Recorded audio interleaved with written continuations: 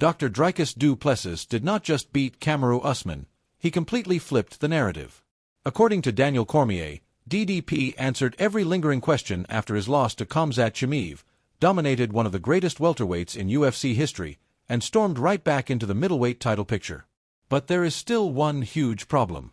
Even after such a commanding performance, do fans honestly want to watch Dricus du Plessis face Sean Strickland for a third time? I don't think I have any questions left about Dricus du Plessis anymore. He showed outstanding takedown defense. His striking looked incredibly sharp. His cardio was exactly where it always is. I thought Dricus du Plessis delivered one of his best performances in a very long time. I was especially impressed with DDP's takedown defense, speed, and striking. Dricus du Plessis repeatedly rocked Usman and even swept every round on one judge's scorecard. Still, DC also praised Kamaru Usman for refusing to quit against a naturally bigger opponent. For DDP to perform like that, you need a willing dance partner. You need someone prepared to trade with you. You need someone tough, durable, and capable of surviving the relentless pressure DDP brings. Tonight, Kamaru Usman was exactly that. Michael Bisping watched everything unfold from inside the arena and admitted the fight was absolutely incredible. I literally just finished watching, and oh my God, what a night of fights. We've got so much to discuss because those performances were sensational. I mean, the main event featuring Dricus du Plessis versus Kamaru Usman. Both men returned after layoffs lasting more than a year, and what followed was unbelievable. The biggest surprise was how effortlessly DDP's punches and kicks seemed to shake Usman. Kamaru has faced some of the most dangerous fighters in UFC history, yet throughout the opening 2 rounds, nearly every clean strike forced a visible reaction. DDP's right hand landed repeatedly, while his head kicks prevented Usman from ever settling into striking range. For a moment, it genuinely looked like Dricus du Plessis might become the first fighter to completely overwhelm Usman at middleweight.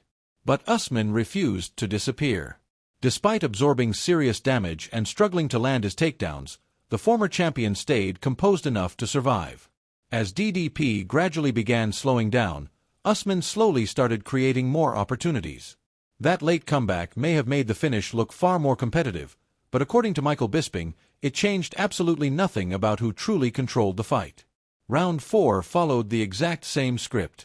Dricus du Plessis was razor-sharp whether fighting from southpaw or orthodox.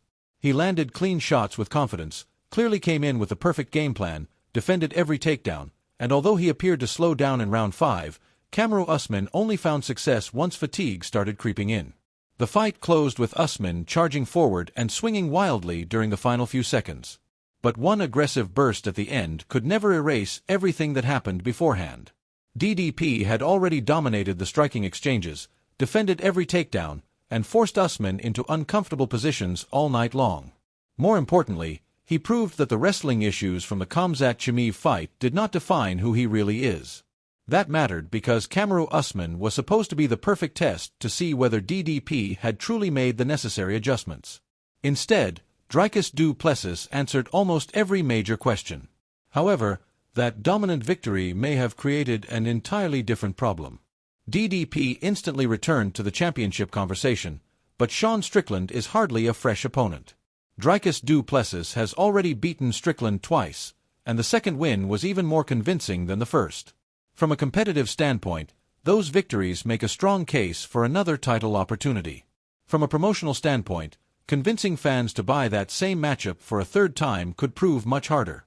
Nasruddin Imavov is also waiting patiently for his chance, and many fans believe DDP should earn one more victory before receiving another championship fight. Michael Bisping believes Dricus du Plessis will fight for the belt again. He simply is not convinced it should happen immediately. When the fight reached the judges' scorecards, Kamaru Usman believed the momentum from the closing moments might have earned him a decision, but it did not. Bisping admitted he was surprised by the 50-45 scores from 2 judges, expecting something closer to 49-46 instead. Still, he believed Usman lost every round, saying that with nothing but respect for the former champion. And now, of course, Dricus du Plessis is officially back in the win column. He wants Sean Strickland next because he has already beaten him not once, but twice. I'm back in the winner's circle, baby. Now let's go get my belt back. And looks for the hook. Oh, good uppercut from Dricus again. And he ducks and shoots. Usman whiffs on the punches. Lands a shot there. Dricus covers well. He's good. Body shots from Usman. Oh, big right hook back from Dricus at the end. There you go. Usman had a little moment. There you go. Good for him. That's good little aura redemption there at the end to throw some shots. But yeah, Dricus beat the piss. It's a little tough to get going.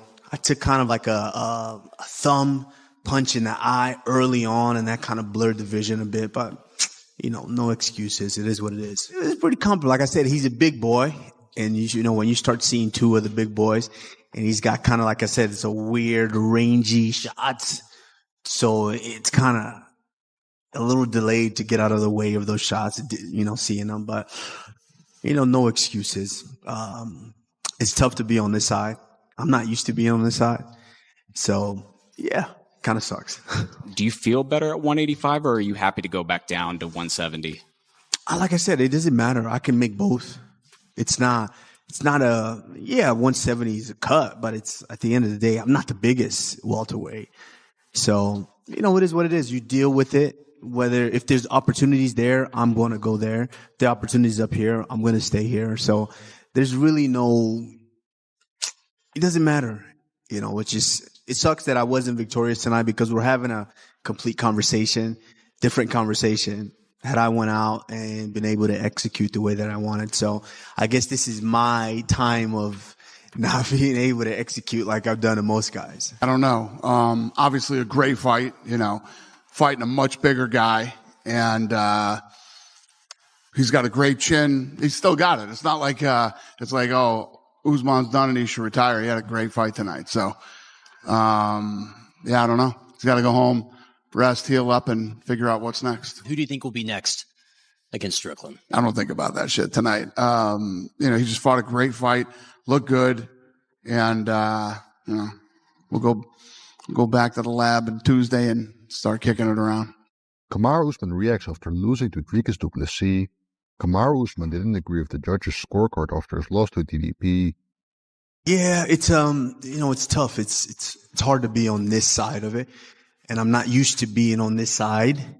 I hate to even bring up hearing that score or dealing with the score, because that's one thing that I kind of pattern myself is I never care about the score because I'm dominating. Yeah, I didn't like it, but it is what it is. I just couldn't necessarily get going. He was big, strong, he's rangy, you know, so it was a little tough to get going. I took kind of like a thumb punch in the eye early on, and that kind of blurred the vision a bit, but, you know, no excuses. It is what it is. It's du Plessis dominates Kamaru Usman in a kind of sad but also very inspiring performance from both. And I'll get into why in a second. We also had standout performances from Chase Hooper, great submission. Tommy McMillan, Tommy the American Gangster McMillan. We'll talk about those as well. But what just happened? UFC Fight Night, Oklahoma City, the breakdown. Let's go. All right, so like I said, let's start with the main event. Might as well.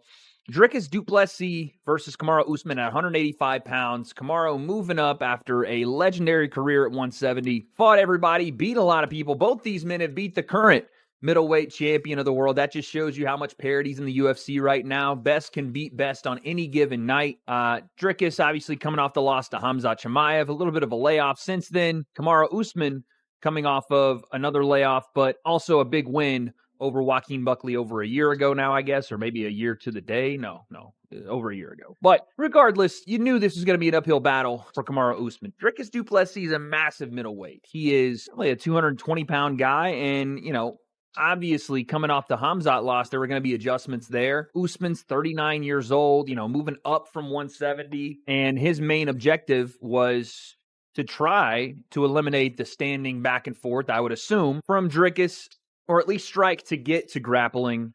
None of which he was able to do tonight, because Dricus was just as clumsy as he looks, as crazy as his strikes are, and as head-scratching as some of the techniques look to people. They work. I don't understand it. And then at some points I do understand it. It looked like a great game plan tonight, but some of the stuff he does doesn't look like it should make any sense. He almost looks like he knows how to not fight, but also doesn't know and still does fight. It's a very interesting style. Again, it's Dricus du Plessis. He's one of the best in the world. That leaves both DDP and Usman standing at a crossroads. For Dricus du Plessis, this performance proved he is still one of the most dangerous men in the middleweight division. His power never disappeared. His cardio survived all 5 rounds, and most importantly, his takedown defense looked nothing like the version that struggled against Khamzat Chimaev. But earning another title opportunity and actually getting one are 2 completely different battles. The UFC could book the Sean Strickland trilogy, reward Nasruddin Imavov with his first championship opportunity, or demand that DDP defeat one more top contender before clash of styles with Kamaru. If he can't take down the larger DDP because of the weight class thing that we've talked about now for the last couple fights, then he's in a hard fight with DDP on the feet. I think 1 takedown per round wins him this fight. Yes. Because the lack of get up. Yeah. He's very strong. It got exposed. DDP's very strong. It got exposed, huh? But what? Yeah, he got blanketed, right? Yeah. And it's like, what? You don't know any triangle armbar? Well, this is where I see the difference, where we're going to find out. Khamzat has that same thing as Makhachev, where he's not just a wrestler with the folk style or freestyle wrestling or the Greco. He's the wrestler with the Sambo style. So after you get the takedown, you use your jiu-jitsu to look for submissions, back takes, arm bars, rear naked choke. Wait a second. I'm just saying, this is why I think that I want to see if Kamaru can hold down DDP, because he doesn't have the same top game as a Makhachev or somebody with that nasty jiu-jitsu, and we're going to find out. I think John McCarthy raised similar concerns about Kamaru Usman's ability to wrestle effectively over 5 full rounds. According to McCarthy, Dricus du Plessis has a unique fighting style that often makes him appear exhausted, yet somehow he continues pushing an incredibly relentless pace. He believed that constant pressure could become a major problem for Kamaru Usman, especially if he was forced to rely heavily on his wrestling throughout the fight. While McCarthy respected Usman's wrestling skills, he also warned that repeatedly chasing takedowns against a physically larger opponent would demand an enormous amount of energy. Since he expected the contest to reach the championship rounds, McCarthy believed fatigue would ultimately become one of the biggest factors. I hear a butt coming. There is a butt coming. In a 5-round fight, one of the things with DDP is he's awkward in the way that he approaches fights and the way he delivers things. But it looks like he gets tired, but he just keeps coming. Yeah. Which is a real problem when you are going up in age like Kamaru Usman is. And he's going to end up having to wrestle. And the wrestling side, he's always been a good wrestler, but at this point in his career, that's what's going to get him tired. Mm. And I think going into the 3rd, 4th round, and I think the fight will go there, he's going to be tired at that point, and that's a bad place to be when you're fighting DDP. Boxing, DDP's punches come from really weird angles. It's going to give Kamaru some problems. He's got some power. What he's got is really heavy kicks. DDP does. And if he gets started early on those calf kicks and leg kicks, but he's got to avoid the takedown in the process. So that could be dangerous. So I don't know. I'm going to lean towards Kamaru Usman based off of the sample size of the fact that So after everything Dricus du Plessis endured in his previous fight, this was exactly the statement he needed to make. He stepped into the cage against one of the greatest champions in UFC history, shut down the takedowns, and proved that one disappointing loss did not suddenly erase everything that made him a world champion. Kamaru Usman may have come up short, but he also reminded everyone that he is still tough enough to battle with the very best. Now the real drama begins, because the biggest question is where both fighters go from here. Does DDP deserve an immediate title shot against Sean Strickland, or should Nasruddin Imavov finally receive his long-awaited opportunity? And after this setback, should Kamaru Usman stay at middleweight, return to welterweight,